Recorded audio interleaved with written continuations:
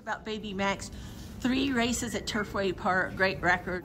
Easily could have been 3 for 3. They've all been good. When he finished second in allowance race, a little bit of the trip didn't help him. Last time I thought he was a little scared of California Burrito, kind of a little intimidated. They both ended up way far on the outside.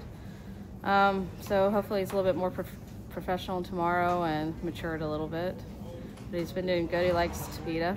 New faces. A lot of horses change in surfaces, so it's kind of hard to figure out. Poster runs faster than all of them by a long ways on the sheets, but the rest of the field kind of even. Thinking there might be some pace tomorrow, which I think would help us. So should be about 3 of them go to the lead, and they're solid closers as well. How much are you thinking ahead? I guess we're 6 weeks out. There's a little race in your hometown of Louisville. We'll think about it after Saturday.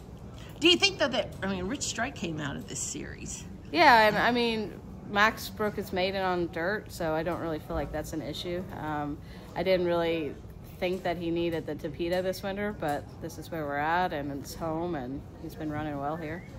So you're not thinking about the next race, but are your parents thinking about it? It's your mom, who works for Churchill Downs and is always helping the horsemen come Derby time. I don't know that she's thinking about me this week at all. It's starting to get really busy at Churchill. Yeah, the owners are local. They live outside of Louisville, so obviously, the Derby would mean a lot to them. But we got to get through Saturday.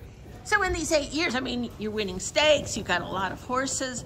Are you where you want to be with your stable right now? Yeah, I'm happy. We've had a good couple of years. The last 3 years, I've had some solid stakes horses. Some other horses have been nice. Been able to compete on the Kentucky circuit, which is difficult. So no, I've been really pleased with it, and so hopefully the 2-year-olds that come in are nice, and we can go from there. Your dad, Mark Danner, trained for a lot of years. He always had a pretty small stable, and one time he said, you can't imagine having as many horses as his daughter has. Racing has changed a lot. In this day and age, I don't think small stables can exist anymore. It used to be you had a client that stayed with you for years. They'd be out at the barn. Now it's all about statistics, about numbers.